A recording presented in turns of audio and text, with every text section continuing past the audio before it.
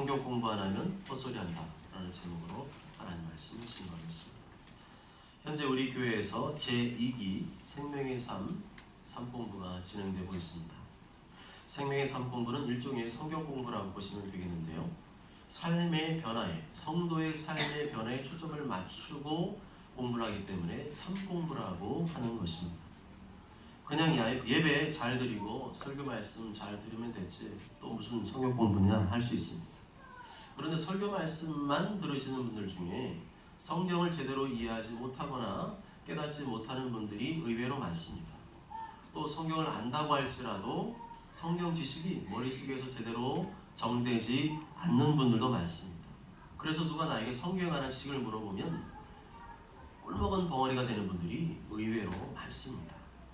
이러한 설교 중심의 신앙생활의 단점을 보완하기 위하여 성경 공부를 진행하는 것입니다. 이번 2기 생명의 삶 공부는 장로님과 권사님들을 중심으로 진행하고 있습니다. 처음에는 이분들이 나이가 있어서 성공부를 하실 수 있을까 그런 생각을 했었는데요. 중직자라면 꼭 알아야 되고 또 정리하는 내용들을 배우기 때문에 하게 되었고, 또한 평신도 세미나에 참석하기 위해서는 꼭 필요하기 때문에 삶 공부를 진행하게 되었습니다. 수강생 대부분이 연세가 많으시기 때문에 이해력이나 집중력이 다소 떨어지는 것은 사실입니다. 그렇지만 배움에 대한 열정, 성실함, 책임감은 젊은 성도들보다 훨씬 나은 것 같습니다. 이분들의 이러한 열정, 성실함, 책임감이 있었기 때문에 지금까지 우리 한국교회가 든든히 지탱해 올 수 있었다고 생각합니다. 이 자리를 빌어서 우리 교회뿐만 아니라 전국의 모든 중직자분들에게 마음속으로 격려와 응원을 보내드립니다. 여러분들 중에는 이런 생각을 하시는 분이 계실 것입니다. 나이 많으신 분들이 공부를 한다. 교회에서 공부를 한다. 그러니까 왠지 대충 할 것이다. 그러나 그렇지 않습니다. 매주마다 성경 암송, 성경 요약, 교재 복습에 3가지 숙제가 나갑니다. 한 주간 숙제 준비하려면 적지 않은 시간을 들이지 않으면 안 됩니다. 그런데도 우리 장로님과 권사님들이 아무런 불평 없이 잘 따라와 주셔서 너무나 감사합니다. 무엇보다도 성경 공부 분위기가 끝내줍니다. 점심 식사 후에 보통 1시 반에 진행을 하는데요. 그래서 가장 졸릴 때이기도 한데요. 어지간해서는 졸지도 않고 잘 따라오고 계십니다. 혹시 조는 분이 있으면 그 즉시 타우린 드링크 서비스를 제공해 드리고 있습니다. 그런데 제가 수업 중에 당황스러울 때가 있습니다.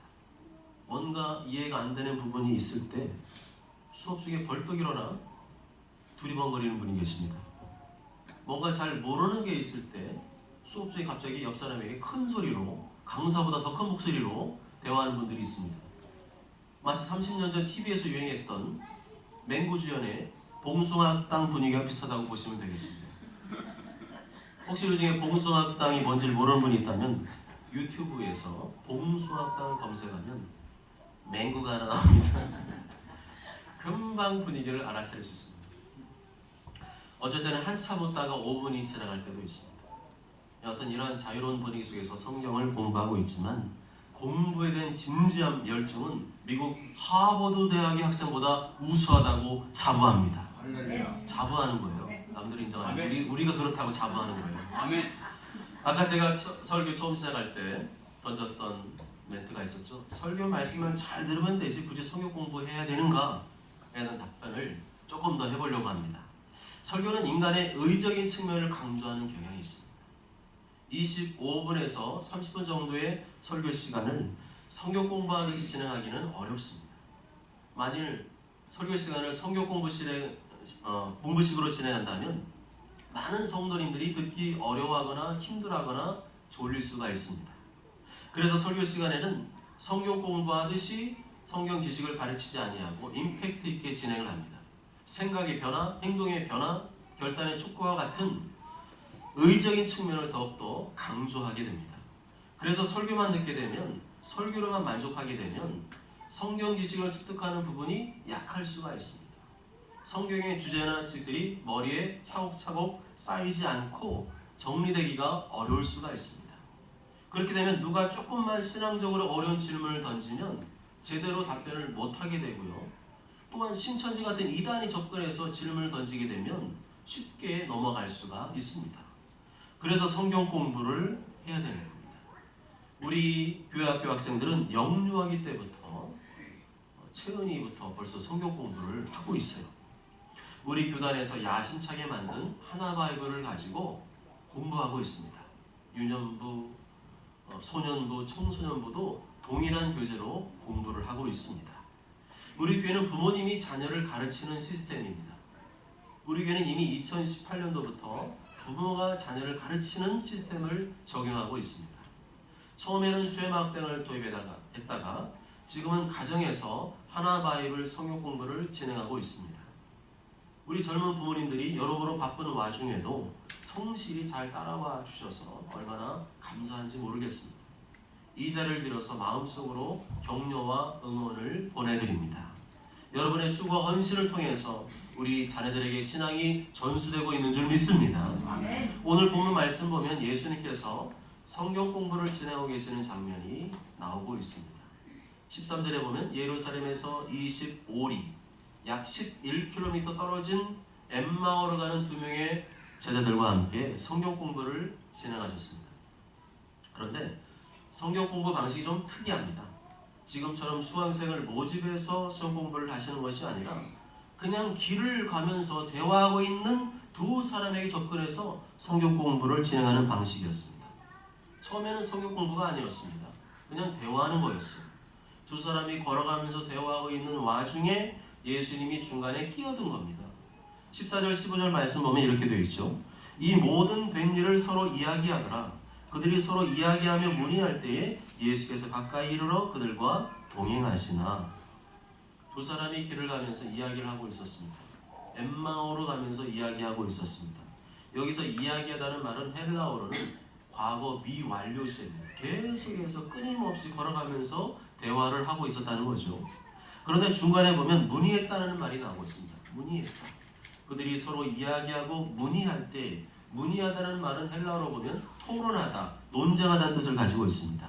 그냥 걸어가면서 가벼운 얘기, 평범한 얘기를 하는 것이 아니라 서로 열띤 토론과 논쟁이 벌어졌다는 것입니다. 심각하게 길거리에서 토론하며 논쟁을 하고 있었다는 거죠. 그런데 그 이야기의 주제가 무엇인지 아십니까? 예수님에 관한 것이었습니다. 다른 세상적이고 일반적인 주제가 아니라 예수님에 관한 주제를 가지고 열띤 논쟁과 토론이 벌어졌습니다. 여러분의 대화 주제는 무엇입니까? 여러분의 토론 주제는 무엇입니까? 뭘 먹을까, 마실까, 입을까 그런 것입니까? 돈, 주식 투자, 부동산 투자, 노후 대책에 관한 것입니까? 아니면 자녀의 진로, 교육, 가정의 문제에 관한 것입니까? 물론 우리는 이 땅에 사는 동안 그러한 육신적인 문제에서 자유로울 수 없습니다. 그런 이야기도 해야 됩니다. 그렇지만 우리가 하나님의 자녀로서 그런 육신적인 이야기만 나누고 산다면 그것은 뭔가 신앙적으로 문제가 있다고 볼 수 있습니다. 우리는 좀 더 신앙에 관한 이야기를 나눠야 됩니다. 우리의 진짜 관심사는 신앙에 관한 것이어야 됩니다. 내 삶 속에 이런저런 문제가 생겼을 때 어떻게 그것을 신앙적으로 풀어갈 것인가에 대해서 진지하게 고민하고 이야기를 해야 됩니다. 목장 모임에 나오면 신앙에 관한 주제를 중심으로 이야기를 하게 됩니다. 세상에서 마음 편히 나눌 수 없는 신앙에 관한 주제를 진심으로 이야기하고 나누게 됩니다. 이 얼마나 소중하고 귀한 시간입니까? 여러분 이 목장 모임을 얼마나 기대하고 소망하고 계십니까? 이렇게 엠마오로 가는 두 제자는 신앙에 관한 주제로 열띤 토론과 논쟁을 벌였습니다. 특히 예수님에 관해서 열띤 토론과 논쟁을 벌였습니다. 토론 주제를 아주 잘 정했다는 생각이 듭니다. 그렇습니다. 우리는 더 예수님에 대해 알아가야 됩니다. 우리의 삶의 목표와 방향은 예수님이시기 때문입니다. 우리가 죽은 다음에 만나야 될 분도 예수님이시고 이 땅에 살아있는 동안에 늘 경험하고 만나야 될 분도 예수님이시기 때문입니다. 우리는 천국에서만 예수님 만날 것이 아니라 우리의 삶의 현장에서 지금 여기서 예수님을 만나고 경험해야 됩니다. 일이 잘되고 형통할 때뿐만 아니라 일이 안 풀리고 어려울 때일수록 더 예수님을 만나야 됩니다. 우리는 모든 상황 속에서 예수님을 만나는 기회로 삼아야 됩니다. 육신적인 눈으로만 상황을 바라보면 예수님을 만나기 어렵죠. 예수님을 만나지 않고 자꾸만 내 머리를 써서 세상적인 방법, 인간적인 방법으로 문제를 풀어가려고 할 것입니다. 여러분은 예수님 피로 구원받은 하나님의 자녀가 맞습니까? 성령으로 거듭난 그리스도인이 맞습니까? 그렇다면 내 삶의 문제를 풀어가고 해결하는 과정 중에 제일 먼저 예수님을 초청해야 되지 않겠습니까? 예수님을 모셔야 되지 않겠습니까? 마태복음 7장 7절과 8절을 보면 구하라 그러면 너에게 줄 것이요 찾으라 그러면 찾아낼 것이요 문을 두드리라 그러면 너에게 열릴 것이라 말씀합니다. 구하는 이마다 받을 것이요 찾는 이는 찾아낼 것이요 두드리는 이에게는 열릴 것이니라 말씀합니다. 그래서 구하라 찾으라 두드리라는 말씀, 이게 무슨 말이죠? 예수님을 초청하라는 말입니다. 예수님을 모시라는 말입니다. 문제가 있을 때, 어려움이 있을 때 그때야말로 예수님을 적극적으로 초청하고 모셔드려야 될 때라는 것입니다. 이것을 모른 채 살아가면 거기에는 예수님 만나고 경험할 가능성이 희박할 것입니다. 삶 속에서 예수님 냄새가 나는 것이 아니라 인간적이고 세상적이고 죄악된 냄새만이 풀풀 나게 될 것입니다. 그러므로 우리는 당장의 문제와 어려움을 해결하는 데만 초점을 맞춰서는 안 됩니다. 우리는 예수님께 초점을 맞추어야 됩니다. 모든 상황 속에서, 우리의 대화 속에서 가까이 다가오시는 예수님을 만나고 경험하는 일에 초점을 맞추어야 됩니다. 그들이 서로 이야기하며 문의할 때에 예수께서 가까이 이르러 그들과 동행하시니, 예수님을 가까이 하는 것, 예수님 만나는 것, 예수님과 동행하는 것, 그것이 예수님이 원하시는 내 인생 최고의 계획과 뜻인 줄 믿습니다. 일이 잘 되고 안 되고 일이 안 풀리고 잘 풀리고 하는 것보다 더 중요한 것은 예수님을 만나고 경험하는 것인 줄 믿습니다. 예수님과 동행하는 것인 줄 믿습니다. 그러한 성도가 예수님과 동행하여 들어가는 것이 천국인 줄 믿습니다. 우리가 이렇게 예수님 만나고 경험할 때 어떤 변화가 일어날까요? 우리 마음속에 하나님의 나라가 임하게 됩니다. 의와 평강과 기쁨이 임하게 됩니다. 기쁨은 배가가 되고 슬픔은 변하여 기쁨이 되고 춤이 되게 됩니다. 주께서 나의 슬픔이 변하여 내게 춤이 되게 하시며 나의 비옷을 벗기고 기쁨으로 띠띠우셨나이다. 하나님의 나라는 먹는 것과 마시는 것이 아니요 오직 성령 안에 있는 의와 평강과 희락이라. 늘 내 마음속에서 의와 평강과 기쁨을 누리며 살기를 원한다면 지금보다 더 예수님을 부르고 초청하고 모시길 바랍니다. 문제 해결만 구하지 말고 예수님을 구하고 예수님을 찾고 예수님을 두드리시길 바랍니다. 그렇게 예수님을 찾고 구하고 두드리게 되면 우리 마음속에 하나님의 평강과 기쁨이 임하게 될 줄로 믿습니다. 그런 의와 평강 기쁨의 열매가 내 마음에 맺히는 것을 보면서 내가 예수님 만났구나 하는 것을 확인하게 되는 것입니다. 그렇게 예수님께서 엠마오로 가는 두 제자에게 가까이 다가오셔서 이야기를 나누고 동행하셨지만 그들이 예수님을 알아보았습니까? 못 알아보았습니까? 못 알아보았어요. 왜 그들이 못 알아보았을까요? 16절에 보면 그들의 눈이 가려져서 그인 줄 알아보지 못하거늘 이라고 되어 있습니다. 그들의 눈이 가려워졌다는 것은 두 눈으로는, 육신 눈으로는 똑똑히 예수님을 보고 있으면서도 예수님인 줄 몰라봤다는 거예요. 예수님이 아주 가까이 와 계셨지만 예수님인 줄 몰랐다는 겁니다. 이것은 예수님께서 일부러 몰라보게 하셨다는 것을 의미합니다. 31절에 보면 그들의 눈이 밝아져 그인 줄 알아보더니, 아까는 알아보지 못하다가 나중에는 알아보게 되거든요. 근데 그걸 알아보게 하신 분이 바로 누구예요? 예수님이시죠. 나는 아직 예수님을 모르는 것 같습니까? 나는 아직 예수님을 만난 적이 없는 것 같습니까? 나는 예수님을 경험한 적이 없는 것 같습니까? 나는 수없이 예수님에 대해 들었지만 아직까지 예수님이 누구인지 잘 모르겠다는 분이 계십니까? 그러한 사람들에게 예수님이 취하신 해결 방법이 무엇이었습니까? 27절 다 함께 읽습니다. 시작! 이에 모세와 모든 선지자의 글로 시작하여 모든 성경에 쓴 바 자기에 관한 것을 자세히 설명하십니다. 아멘. 모세와 선지자의 글, 곧 구약 성경을 말하죠. 구약 성경을 가지고 자세히 설명하시는 방법으로 예수님을 알아보게 만드셨다는 거죠. 성경을 자세히 풀어서 설명하는 방법이 바로 예수님이 취하신 방법이었습니다. 성경 말씀을 통해 집중적으로 가르치고 깨닫게 하시는 방법이 하나님의 방법이었습니다. 그렇기 때문에 예수님 만나기를 원한다면, 경험하기를 원한다면, 예수님 동행을 원한다면 절대로 포기하지 말고 계속 성경을 읽고 묵상하시길 바랍니다. 설교 말씀 계속 집중해서 들으시고, 그렇게 하다 보면 31절 말씀처럼 내 눈이 언젠가 밝아지게 되고 예수님을 알게 되고 예수님을 만나게 될 줄로 믿습니다. 17절에 보면 예수님께서 질문을 하죠. 예수께서 이르시되 너희가 길 가면서 서로 주고받고 하는 이야기가 무엇이냐? 예수님이 질문하셨어요. 근데 예수님께서 몰라서 질문하셨을까요? 예수님이 궁금해서 물어보셨을까요? 아니죠. 예수님 하나님의 아들이십니다. 우주 만물을 창조하시고 다스리시고 통치하시는 분입니다. 과거, 현재, 미래 모든 일을 다 아시는 전능하신 분이십니다.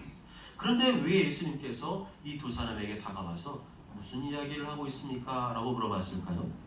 그것은 수준을 낮추어서 접근하신 것입니다. 사람들과 일부러 대화하기 위해 수준을 낮추어서 인간의 수준으로 접근하신 것입니다. 사람과 대화하면서 대화 중에 하나님의 말씀을 가르쳐주기 위해 알아도 모르는 척하면서 인간에게 다가오신 것입니다. 엄마 아빠가 어린 자녀와 대화할 때 뭘 몰라서 물어보나요? 초중고 12년 공부하고 대학까지 공부한 부모님이 학교에 들어가지 못한 어린 자녀에게 뭘 몰라서 물어보나요? 아니죠. 알아도 모르는 척하고 물어보는 겁니다. 자녀와 대화하고 싶어서 그런 거예요. 잘 모르는 것이 있으면 가르쳐주고 싶어서 그런 거죠. 예수님도 바로 그런 심정으로 우리에게 다가오셨습니다. 하늘 영광 버리고 우리 인간들과 대화하고 싶고 교제하고 싶고 나누고 싶어서 이 땅에 내려오셨습니다. 사람들의 마음 중심을 다 꿰뚫어 보시면서도 일부러 모른 척하면서 우리에게 가까이 다가오셨습니다.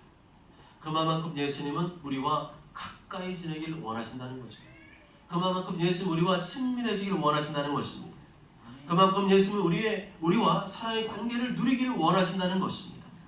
이 마음을 진정으로 아는 성도는 예수님을 가까이 하게 됩니다. 혼자 골방에 들어가 조용히 예수님과 은밀한 데이트를 하게 됩니다.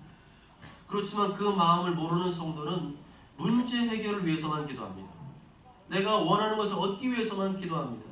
신앙생활의 핵심을 모르는 거죠. 신앙생활의 핵심은 예수님이시고 예수님과의 교제를 즐기는 것입니다. 삶에 문제가 있어도 없어도 예수님과의 교제를 즐기는 것이 가장 중요합니다.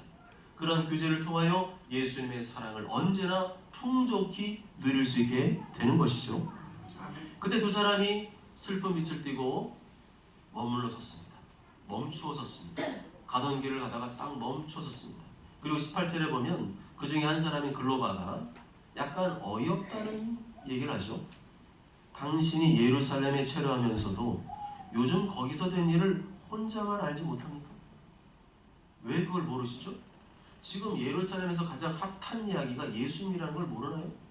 십자가에서 처형당하신 예수님 이야기로 예루살렘이 시끌시끌한데 당신은 정말로 그걸 모르시나요?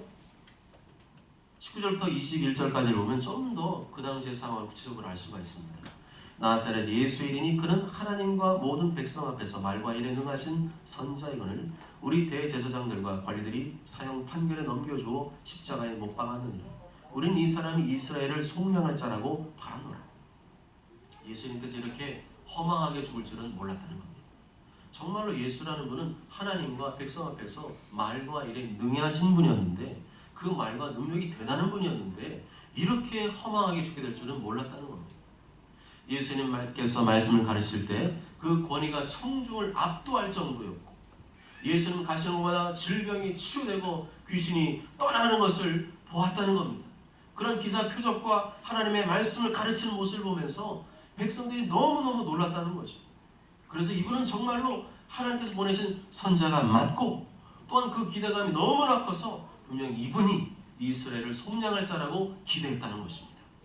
여기서 이스라엘을 속량할 자라는 말은 인류의 구원을 가리키는 말 같지만 그 당시의 백성들은 그런 생각을 안 했습니다. 그 당시의 백성들이 이스라엘의 속량, 이스라엘 구원한다는 것은 로마의 지배에서 벗어나는 것이라고 생각했습니다.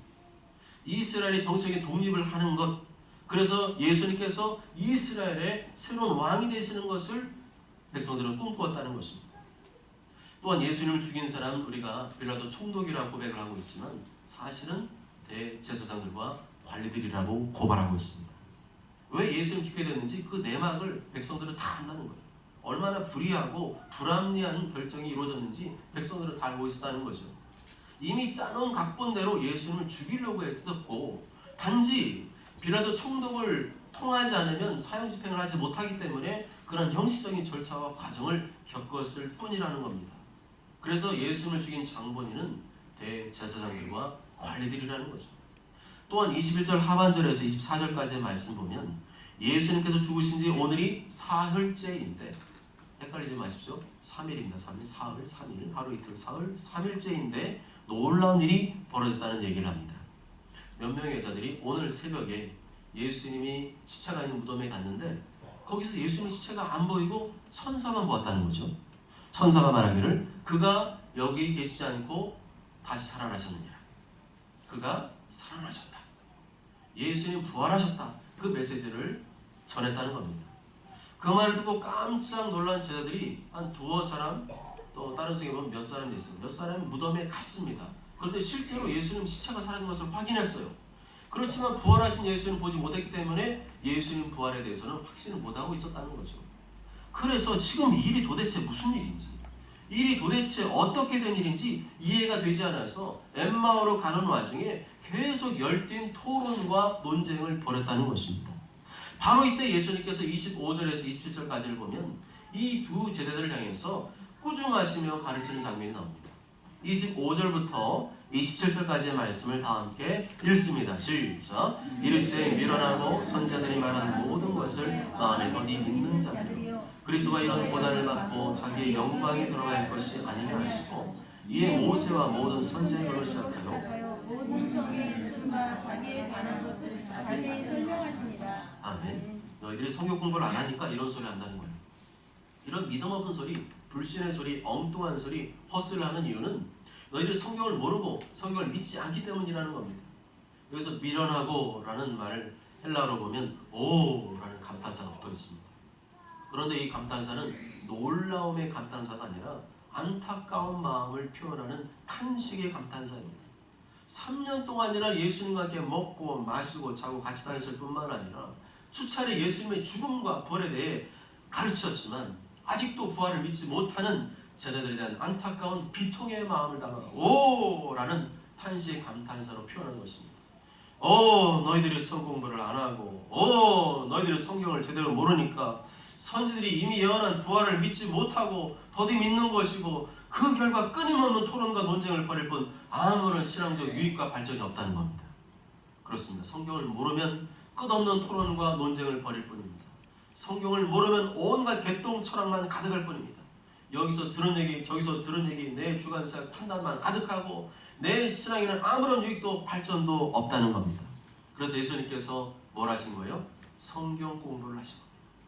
그들의 신앙이 유익이 되도록, 그들의 신앙이 성장하도록 그 자리에서 현장식 성경 공부를 하신 것입니다. 27절 다 함께 읽습니다. 시작. 이에 모세와 모든 선지자를 시작하여 모든 성경에 쓴 바 자기에 관한 것을 자세히 설명하시니라. 아멘. 예수님께서 뭘 하셨다고요? 성경을 자세히 설명하셨습니다. 자세히 풀어서 설명하셨습니다. 성경 말씀을 집중적으로 가르치고 깨닫게 하셨습니다. 예수님께서 인간의 죄를 대신해 십자가에 피 흘려 죽으셨을 뿐만 아니라 다시 부활하신 예수님 확실히 믿어지도록 두 명의 제자들을 수강생으로 삼고 그 자리에서, 그 길바닥에서 현장식 성경 공부를 진행하셨다는 겁니다. 다시 말하면 예수님께서 저들에게 믿음을 심어주시고 확신을 심어주시고 믿음이 자라게 하신 방법이 무엇이었어요? 성경 공부였습니다. 모든 성경에 쓴 바 자기에 관한 것을 자세히 설명하십니다. 자세히 설명했다는 말은 집중적으로 성경을 가르쳤다는 것이죠. 집중적으로 성경 공부를 하셨다는 겁니다. 무슨 말이죠? 믿음은 성경을 집중적으로 배울 때 생긴다는 겁니다. 믿음은 말씀을 듣고 배울 때 생긴다는 것입니다. 그래서 내 믿음이 더 성장하고 발전하려면 무엇을 해야 된다는 거예요? 성경을 공부해야 된다는 거예요. 부지런히 성경 말씀 듣고 읽고 묵상하고 배워야 한다는 겁니다. 특히 성경의 핵심 주제에 대해서 제대로 배워야 되는데요. 성경의 핵심 주제가 뭡니까? 예수님이시죠. 자기에 관한 것, 예수님에 관한 것, 예수님에 대해 말씀하는 부분을 자세히 설명하셨다. 그러기 위해서는 뭐가 필요하다는 거예요? 집중적으로 성경을 공부하는 시간이 필요하다는 겁니다. 성경 공부를 반드시 해야 된다는 겁니다. 그냥 저절로 믿음이 생기고 자라고 단단해지는 것이 아니라 집중적으로 성경을 공부하고 배울 때 가능한 줄 믿습니다. 사랑하는 여러분, 예수님께서 그렇게 수차례 말씀하시고 가르치셨지만 저희들은 전혀 이해하지도 못했고 깨닫지도 못했고 믿지도 못했습니다. 왜 예수 입장에 죽으셔야 됐지? 정말로 예수님 부활하신 게 맞아? 이해하지 못하고 깨닫지 못하고 믿지도 못했습니다. 길거리에서 열띤 토론과 논쟁을 벌였지만 그저 개똥 철학 가지고 논쟁하고 토론할 뿐 거기는 아무런 소득도 없었습니다. 신학의 발전과 성장이 없었어요. 그때 예수님 취하신 방법은 뭐였습니까? 성경이었습니다. 저들에게 성경을 집중적으로 자세히 풀어서 가르치는 방법. 2명의 제자를 그 자리에 모아놓고 집중적으로 성경을 공부하고 트레이닝시키는 방법이었습니다. 그래서 우리는 성경을 더 알아야 됩니다. 아는 것 같지만 모르는 게 더 많습니다. 집중적으로 성경을 공부해야 됩니다. 그리고 그 시간을 속에서 예수님을 만나야 됩니다. 성경 말씀을 통해서 가르치시고 말씀하시고 인도하시는 예수님을 만나야 됩니다.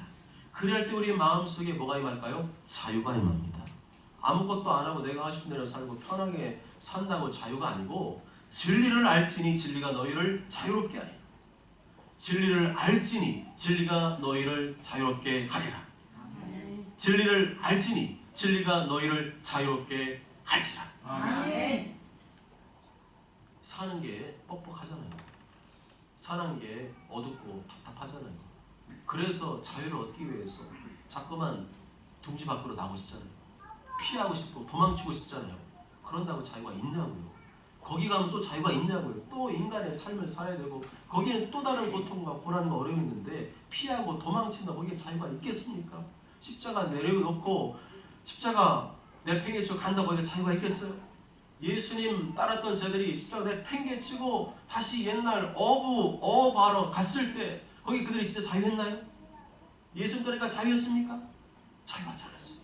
더 마음의 부담감, 예수님을 잘 섬기지 못한, 예수님 배신했다고 하는 심적인 부담감, 또 죄송함, 송구스러운 마음으로 가득했어요. 거긴 자유가 없습니다. 진리를 알 때, 진리 안에서 자유를 누리는 것이 참 자유입니다. 이 세상에서 유일하고 절대의 진리인 성경 말씀을 집중적으로 알고 배울 때 진리를 알게 되고 예수님을 알게 되고 마음의 자유와 평강과 기쁨을 누리게 되는 줄 믿습니다. 그것이 바로 예수님을 만나고 경험하고 동행하는 것인 줄 믿습니다. 어제 저는 모두가 개인적으로 성경 읽고 묵상할 뿐만 아니라 교회에서 진행되는 성경 공부에 열심으로 참여하여 집중적으로 배움으로 말미암아 예수님 더 뜨겁게 만나고 경험하고 동행하게 되시길 주님의 이름으로 축복합니다. 아멘.